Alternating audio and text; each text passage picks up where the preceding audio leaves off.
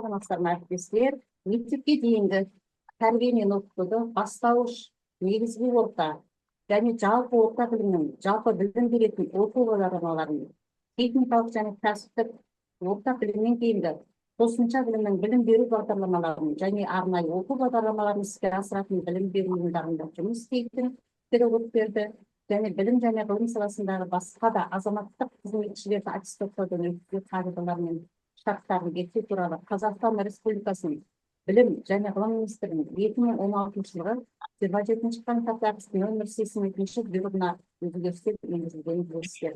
Былтырғы оқу жылында 24 жылы сәуір айында енгізілген өзгерісте 72 бұйрық бойынша соның бірінші қосымшасы бойынша былтырғы оқу жылында мұғалімдер аттестатталған. Ал биылғы оқу жылында аттестатталатын мұғалімдер осы биылғы 25 жылғы ақпан айында 72 бұйрықтың екінші қосымшасы мен аттестаттау жүзеге асырылмақ.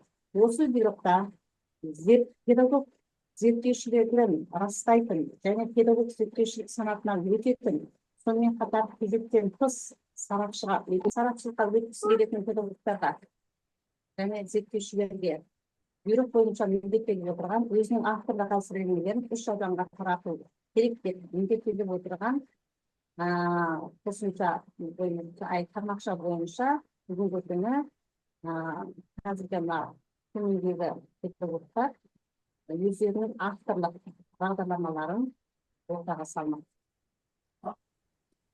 Әртүрлі білім беру мекемелері арасында ынтымақтастықты қалыптастыру, тәжірибе алмасу, ортақ жобаларды іске асыруды қолдау, мұғалімдердің кәсіп шеберлігін арттыру арқылы білім беру сапасын жақсарту. Білетін нәтижесі мұғалімдер жаңа әдістемелерді қолдану арқылы оқу саласын арттырады. Педагогикалық тәжірибелерді тарату барысында мұғалімдер өз шығармашылықтарын дамытады.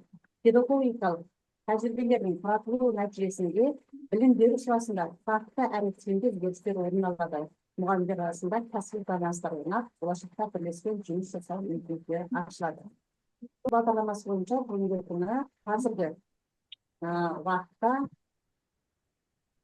Қожа Ахмет Яссауи атындағы нөмір 123 мектеп гимназиясынан 5 мұғалім өзінің авторлық бағдарламаларын ортаға салмақ.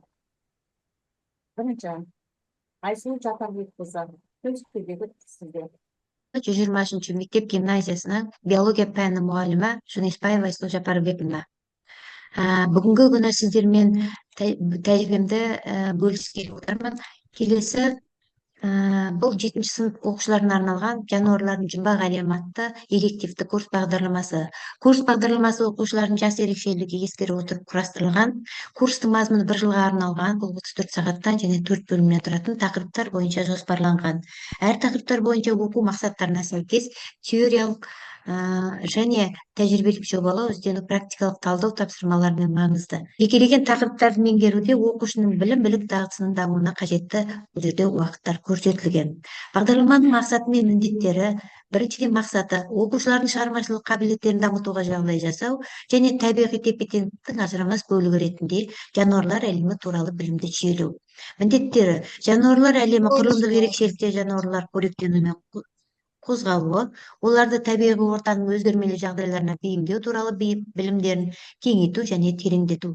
Жануарлардың жұмбақ әлемін толығырақ танып білуге баулу, табиғатқа деген дүниетанымын арттыру, оқушының өз бетімен ізденуіне бағыттау. Биология кабинетінде, компьютерде оқу жабдықтарымен жұмыс жасаудың практикалық дағдыларын дамыту, жануарлар әлемінің ресурстарына құрметпен қарауға тәрбиелеу.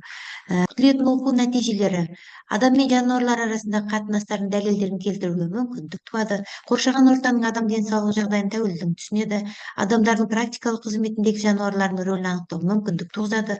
Биология ғылымының әдістерін меңгеруде бақылай және сипаттай алады. Биологиялық объектілер мен процестер, биологиялық эксперименттерді орнату және олардың нәтижелерін қолдану қабілеті туындайды.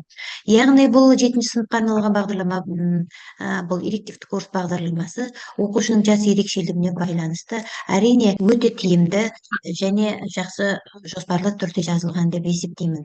Бағдарламаның өзектілігі тірі организмдердің әртүрлі деңгейлерді зерттеудің тәсілін білу, экологиялық білім берудің теориясы мен тәжірибесінде мектеп оқушылары үшін қосымша ақпарат алумен маңызды.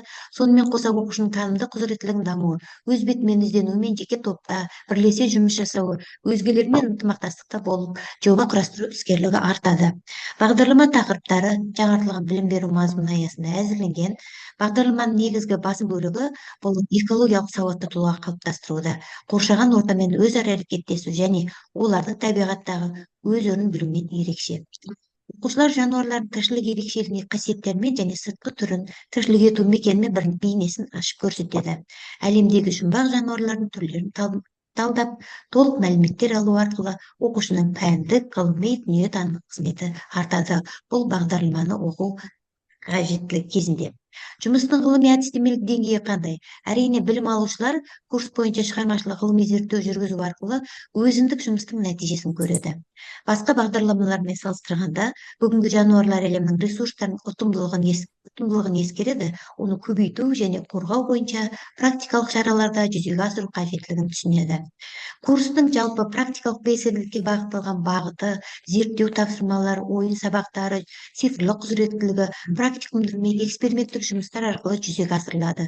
Жануарлардың ерекше сипаты болып, қоғамға бұрынырақта белгісіз болған түрлі жаңалықтармен толық танысып, шығармашылық қасиеті бар түрлермен ерекшеленеді.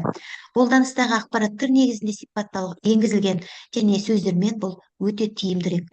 Жануарлардың айрықша белгілерін және аз түрінің тіршілік ерекшелігіне қызығушылық таныту және ғылыми жобалары, ғылыми әдістемелік әзірлемелерді әзірлеу және конкурстарға қатысуда мүмкіндігі өте көп. Сондықтан да ғылыми тұрғыда деңгейін айрықша жоғары екенін көрсетеді. Жалпы тұрақтылық мазмұнына тоқталатын болсақ, жалпы кіріспе бөлімінде зоология пәні, зоологияның бөлімдері, қысқаша тарихы туралы айтылса, бірінші бөлімде жануарлар әлемі, бұл 4 сағатқа бөлінген. Бірінші жануарлардың табиғаттағы және адам өміріндегі маңызы, биологиялық классификациясының принциптері, жануарлардың айрықша белгілері, жердің жасы, дәуірлер, кезеңдер кезіндегі жануарлардың түрлері оқытылады. Екінші бөлімде жердегі тіршіліктің алуан түрлігі, бұл 15 сағатқа берілген. Бұл бөлімде қарапайымдылар, метеоризм мен құрылымның силомиялық типі, су жануарлары, өрт, орман, дала, шөл жануарлары, паразит тіршілік ететіндер, экстремалды экологиялық жағдайларға байланысты жануарлар құрылымының әртүрлілігін сипаттамалық ерекшеліктері оқытылады. Үшінші бөлімде жануарлардың әртүрлілігі, бұл 9 сағатқа берілген. Бұл тіршілік цикліндегі метаморфоз типі бойынша жәндіктердің жіктелуі. Бұл адамның жануарлар әлеміне әсері, жалпы әртүрлі тұқымдарды құру әдістері, халықаралық табиғатты қорғау одағы қызыл кітаптары, аймақты қорғалатын жануарлары енгізілген. Ең соңғы бөлімі 4-ші бөлімде биологиядан жануарлар бөлімі бойынша жобалар құру. Оқушылар алған білім дағдыны өзі биологиялық жобалар құру арқылы, жазу арқылы, ұсыну арқылы қорытынды жұмыстарын жасай алады.